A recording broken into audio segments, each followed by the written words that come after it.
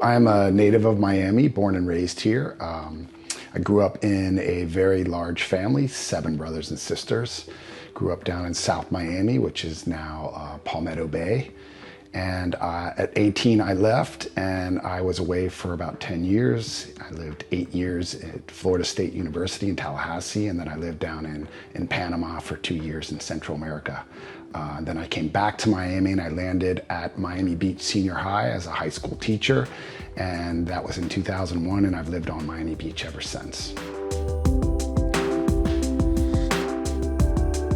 So sound healing is a pretty interesting term. It's something that you are suddenly hearing a lot about. It's just popped up everywhere, just really all around Miami, but really around the country and around the world. And it's something that has become popular because I think as a culture, we've kind of hit a wall. We've got all sorts of stress. We're inundated with technology.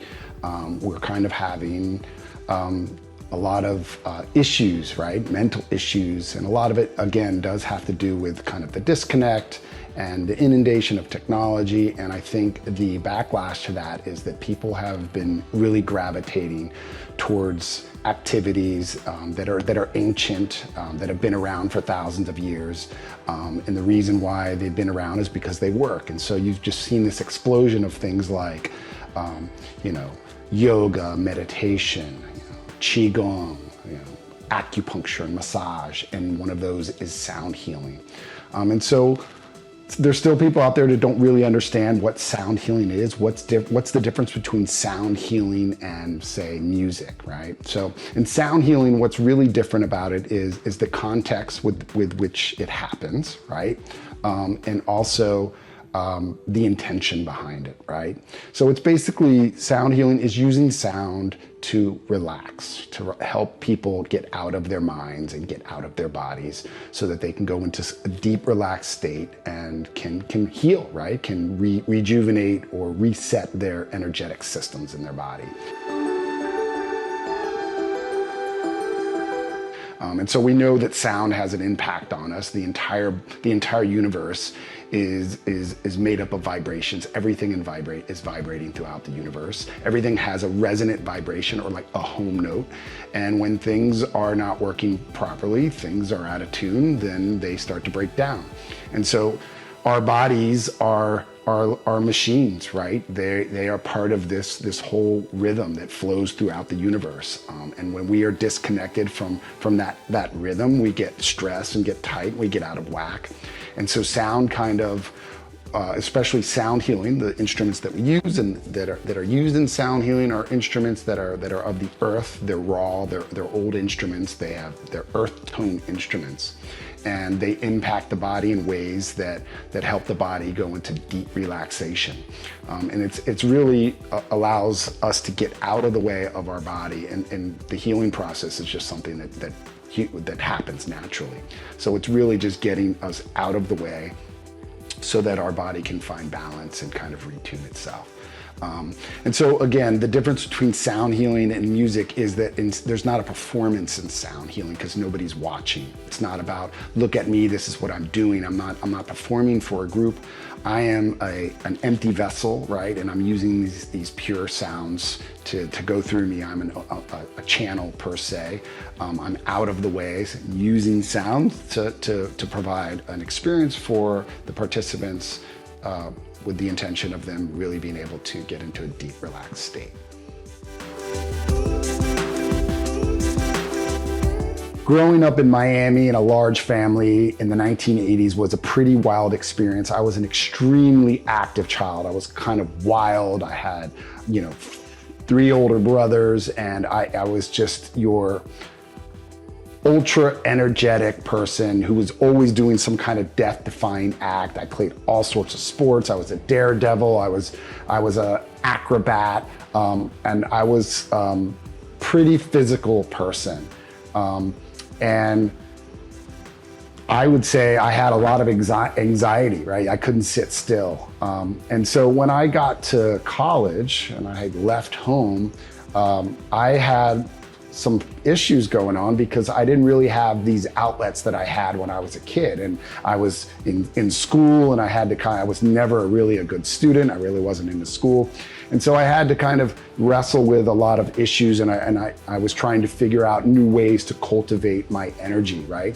And so my energy prior to that was very destructive. It was the type of energy that I could either hurt myself or hurt others. And that type of stuff happened a lot. And so I needed something new, and I happened to come into contact with a drum. I had an older brother who had also was similar to me and had found a drum when he was out touring with the Grateful Dead in the late 80s. I took a drum up to college with me after my freshman year.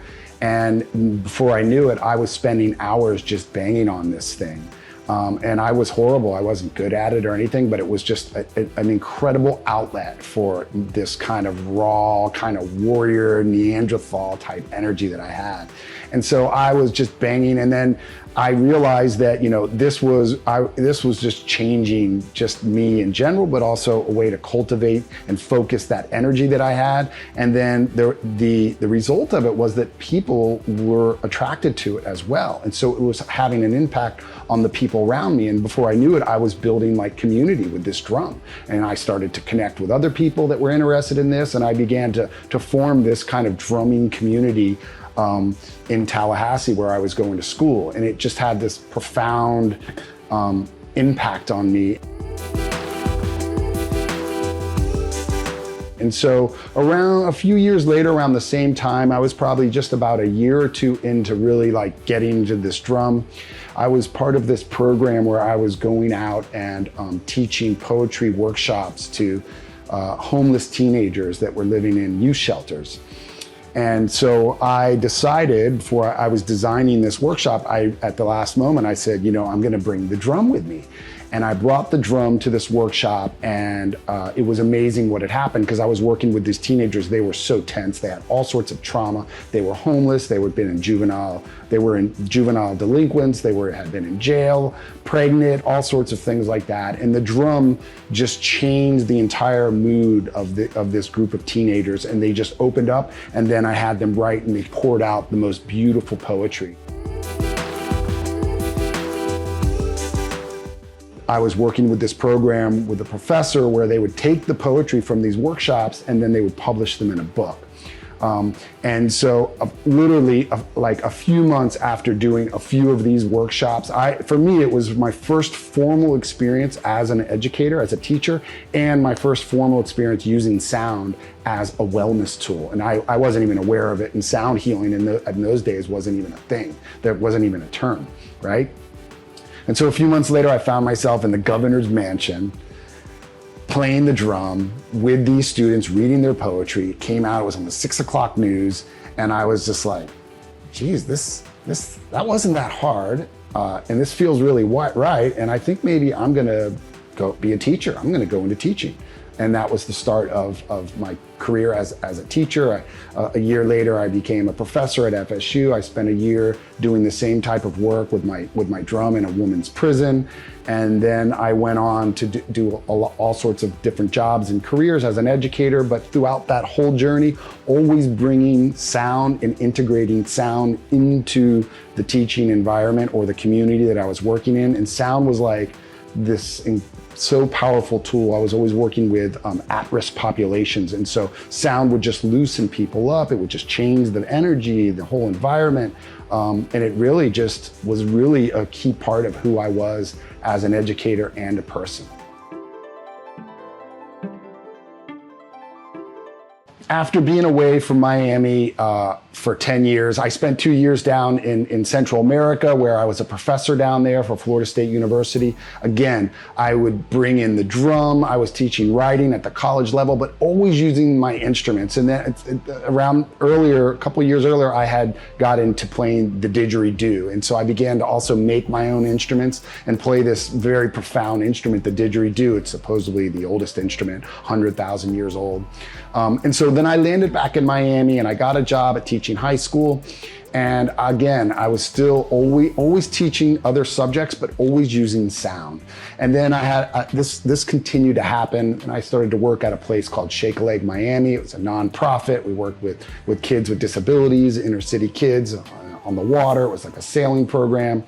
And again, I was teaching filmmaking, digital literacy, and I was always using sound on a daily basis. Drums, didgeridoos, I would use sound to get everybody ready. We would do it in the middle of our activities. At the end, it was always incorporated. And so I was using sound, and not the term sound healing, because that wasn't part of the vernacular yet, but I was using sound to really have an impact in these real world environments, like at-risk populations that really needed it. So when I got back to Miami in 2001, there were no yoga studios on Miami Beach. There was like one yoga class and one place that opened up that year, and that was it. A few years later, suddenly, again, you had this big shift in the culture. And so you had yoga studios started to open up everywhere. People started to get into meditation. It wasn't something that was totally on the fringe anymore. And so it was at that time where I was like, this is interesting. So people would begin to invite me to come to play in studios. And I realized that I was doing what I was doing in the real world the hard way without calling it sound healing and using it in environments that were not open to it. That I was now in an environment where people coming to a studio with the intention of relaxing and receiving. And so I was like, oh my God, this is so easy. I mean, I've been doing it the hard way. And so at that point, I started to kind of develop a sound healing practice in that environment, right? In a studio environment, in an event environment. And that basically is where I started to develop my sound healing model. And that basically continued up until today. And it doesn't have any dogma attached to it. You don't have to do anything. You don't have to believe in anything, right? So sound healing is universal. People come to my sound healings all the time. You can see they're resistant. They think it's some weird thing, and then they leave and they're like, oh my goodness, it's like, and it doesn't matter what people are thinking, what they believe, they're gonna be impacted by the sound. And so for me, that's why I have gravitated towards it, because it's the most powerful tool and it's very universal. And so I began to do it. Again, my vision was that, okay, let's take this and get this into our schools, right? Let's get it into our churches, into our communities, into our families. Like, this is a powerful tool that can have profound impact on somebody's health. And it's not some, rocket science. It's like, this can happen. So again, part of this motivation for me was that I lost both my mother and my brother to cancer. And so the loss of my mother was the initial catalyst that kind of propelled me into wellness. And then my brother happened many years later, which then made me completely embrace this path that I was on and bring it to the forefront and say, this is what I'm really gonna do and focus on. And then, in that year, 2015, it just got more and more sound healing just got bigger and bigger, and it just continued to get bigger right up until I was so busy before the pandemic. I was doing so many events a month, huge events, and then of course the pandemic hit. And then, of course, that was one of the best things you could ever imagine to happen for something like sound healing, yoga, meditation, because people were stuck at home. They started to ask questions: who am I? What am I about? What's my health like? And so coming out of the pandemic, I began to teach because there was a need, and everybody was doing sound healing. Nobody had any training. So I'd been doing sound healing for 20, 25 years. I'd been a teacher for 20, 25 years. That's my specialty, is teaching. And so finally, after a long time, I got to the point where I was like, I'm going to teach what I really love and do it in a way that has never been done. If you're interested in sound healing, both in learning sound healing or receiving sound healing, I have regular sound healing trainings. They're usually weekend-long trainings that then turn into 6-week trainings and then 6-month trainings. I also do a weekly Monday night hand drumming class. Every Friday morning at sunrise, I have sunrise sound healing with the South Beach Sound Healing Orchestra. That's a donation-based class. It happens at 7:30 down on 3rd Street, right out by the water.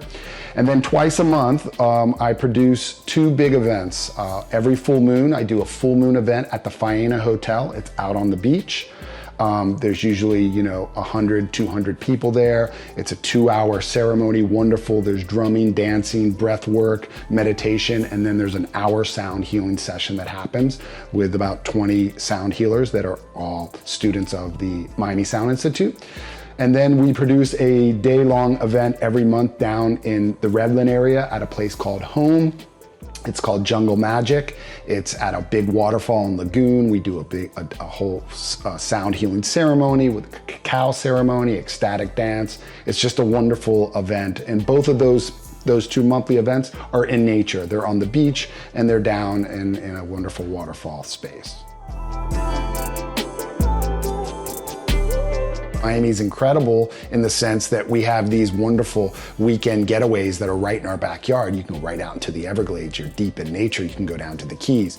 And then you don't even have to go that far. You can go 20 minutes south and go to the area called the Redlands, which is pioneer country. This is where the original people built their original homes in Miami because it's on a ridge. It's on a 15-foot ridge. So to get the water is 15 feet down, and the water there is magical. Not only there but in Miami, right? So that's part of the Biscayne aquifer goes underneath the Redlands area, and so out there in the Redlands there's a whole bunch of these lagoons and waterfalls that have been built that dig right into the water aquifer, right down into the water table, and then pump that water back up and create these natural waterfall lagoons in people's backyards. And so I produce an event down there once a month that's just so powerful, and it really allows people to come and connect with nature, and it's beautiful. And so in the Redlands, it's amazing. There are farms everywhere. It's one of the largest farming communities in the United States, and you can see just wonderful stuff out there. Nosberry Farm, there's the Fruit and Spice Park. You can just drive around and see so many wonderful things. Nurseries, there's food and fruit being sold on the side of the road everywhere, fresh, organic vegetables and fruit. And so the Redlands is a wonderful kind of day getaway for people that live in the hustle bustle of Miami.